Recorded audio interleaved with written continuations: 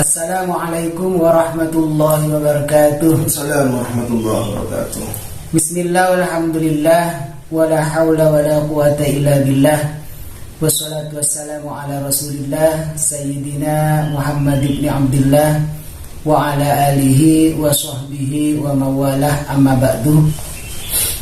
Saudara-saudaraku kaum muslimin wal muslimat, semoga selalu mendapatkan curahan rahmat dan nikmat Allah Subhanahu wa taala.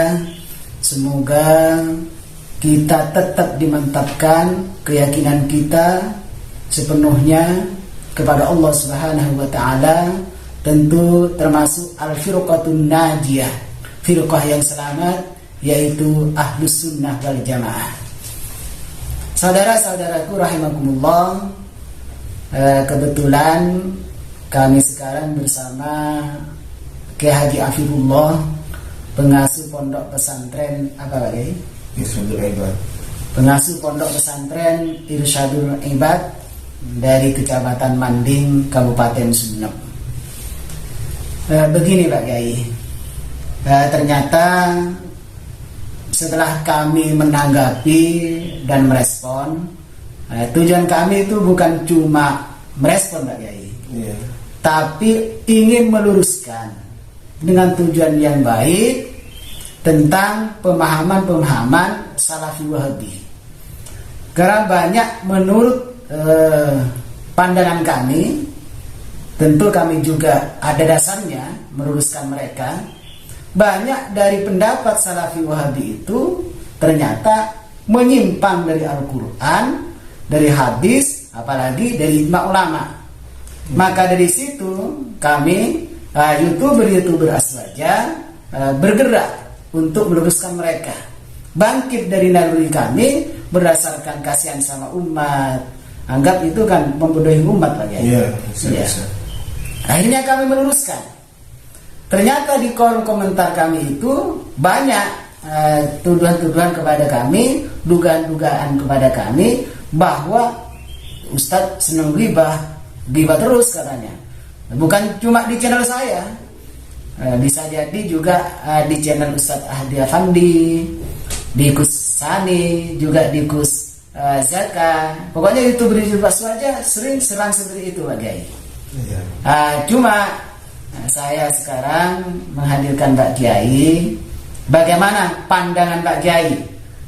Kami merespon mereka, meluruskan mereka, tentu saja dengan jalan kebenaran.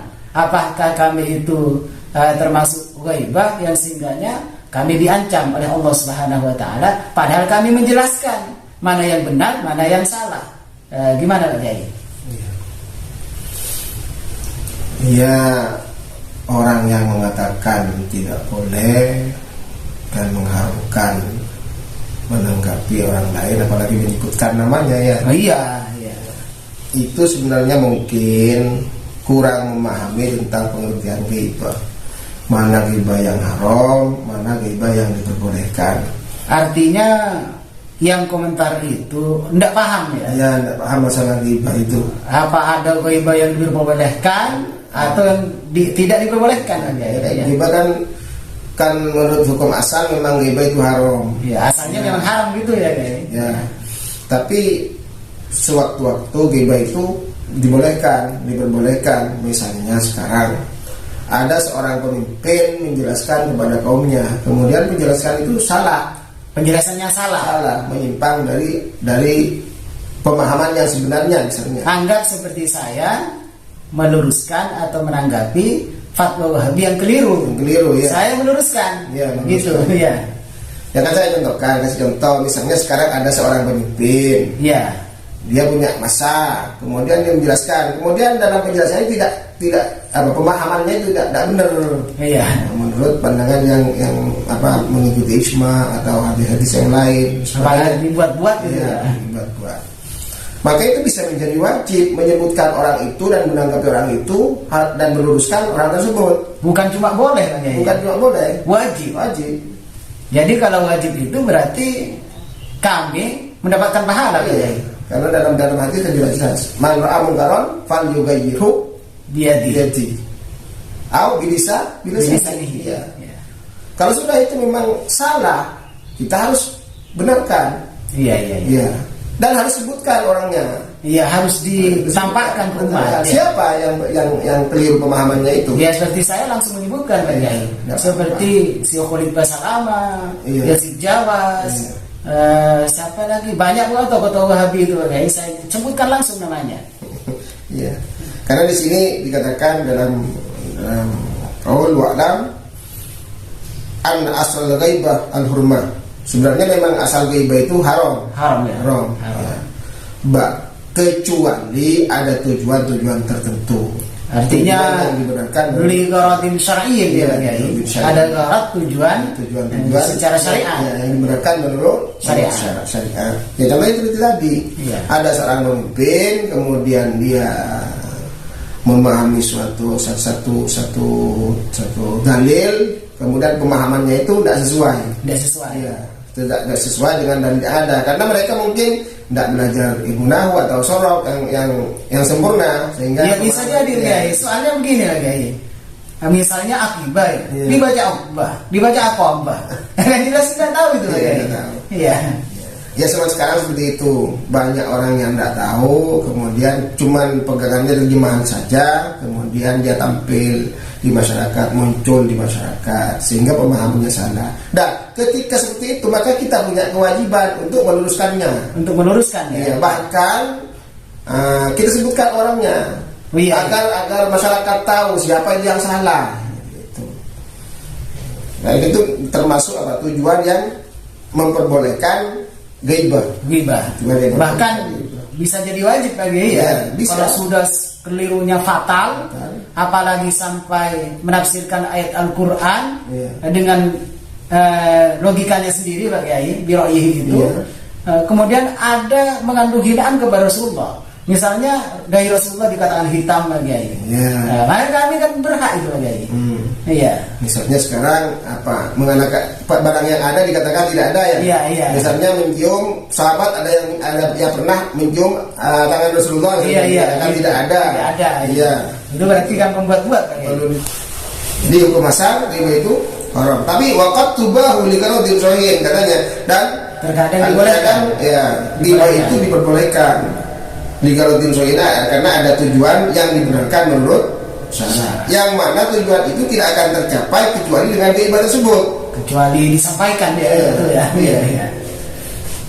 Yang sangat tragis itu Kiai, ada itu dakwah salafi wahabi itu membaliknya itu Kiai. Ada mengatakan begini, membaca Al-Quran dengan pasti itu tidak perlu. Membaca kitab itu dengan pasti tidak perlu. Nah, dirinya tidak bisa baca Al-Quran bahkan salah-salah menambah seperti itu. Itu sangat tragis menurut saya. Dianggap baca Al-Quran dengan baik, kitab dengan baik itu dianggap seni juga Kan ada itu dalam hadis ada. Iya. Jadi orang baca Al-Quran itu setiap huruf dapat 10 pahala. Iya. Jika bacaannya itu benar. Dan cara membacanya juga benar. Memakai tajwid. Atau adab pembacanya itu bagus. Iya. Bukan ngelengok ke sana kemari. Enggak. Lain kalau orang belajar walaupun terbata-bata tapi kalau mustahil belajar itu tetap mendapatkan pahala. Tapi kalau baca Quran itu sudah tidak benar. Kan bukan mendapat pahala, mal'unun. Mal'unun dia. Apalagi mufti orang berfatwa itu Pak Kiai dengan nilainya sendiri. Orang berfatwa mengatakan bahwa tidak perlu kita baca dalam Quran itu sangat fatal. Dan kita sebagai orang aswaja wajib itu meluruskan. Dan wajib menyebutkan siapa yang orangnya seperti itu, harus tahu. Kalau masyarakat nanti tidak ngerti siapa yang berada seperti itu, kan tidak tahu ya. Siapa yang dimaksud? Ada sesuatu sebab itu, maka kita harus menyebutkan orangnya agar jelas pada masyarakat siapa yang salah. Nanti kalau kita tidak menyebutkan namanya kan sangkaan masyarakat macam-macam. Disangka ustadz ini itu karena banyak ustadz aja. Bukan kita menyalahkan, cuma meluruskan saja agar supaya semua masyarakat tidak sesat seperti itu. Kalau sampai mengatakan bahwa baik belajar Al-Quran dengan pasti itu tidak perlu, itu sangat fatal. Itu berarti menentang Al-Quran dan hadis itu. Itu mereka Artinya mereka itu. Jadi menurut saya, kalau orang-orang aswaja itu meluruskan, dan menyebutkan namanya itu termasuk ghaibah yang diperbolehkan. Iya, iya. Karena meluruskan ada tujuan-tujuan syariat yang memang diperlukan untuk ya disampaikan dengan cara ghaibah.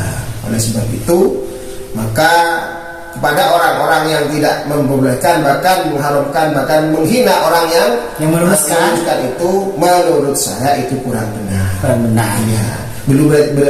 Perlu belajar lagi dalam masalah ghaibah itu. Iya. Ya. Berarti di samping kurang benar bagai taklid buta. Oh iya. Itu kan jamaahnya banyak. Tidak ada dalilnya. Iya. Makanya mengatakan salah tapi dia tidak punya dalil, itu buta. Iya. Seperti apa? Seperti kita jalan di tempat yang gelap ya. Iya, jalan di tempat yang gelap. Seperti kita jalan di tempat yang gelap, ya tidak ada arahnya, tidak tahu arah kemana itu, ya akhirnya sesat. Tidak menemukan arah ya. Iya, tidak menemukan arah itu. Istilah berbedanya tertentu gitu bagai. Iya. Bisa ropu itu bagai. Ya itu, makanya ilmu itu diperlukan. Iya. Kita wajib belajar ilmu agar supaya tidak mudah menyalahkan orang lain, iya. Apalagi mengkafirkan orang lain, apalagi menghina orang yang benar. Itu sangat keliru. Ya. Makanya orang bodoh itu dosanya 2 kali. Iya. Dosa dengan sebab kebodohannya. Nah, nomor 2 dosa sebab kekeliruannya. Ya. Disiksa 2 kali. Kenapa bodoh? Ya kan tidak belajar. Ya. Belajar dulu, iya. Baru berfatwa. Belajar dulu, baru mengatakan ghaibah itu tidak diperbolehkan. Ghaibah yang mana dulu yang tidak diperbolehkan? Iya.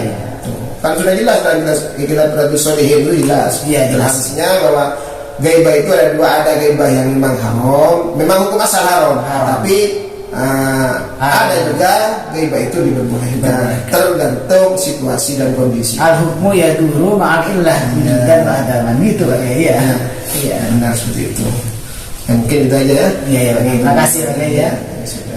Ya, kepada para netizen, terima kasih yang telah menonton kami, dan itu sudah jelas datang kami bukan ghaibah yang dilarang, tapi ghaibah yang diperbolehkan. Bahkan bisa wajib kalau itu untuk meluruskan demi agama.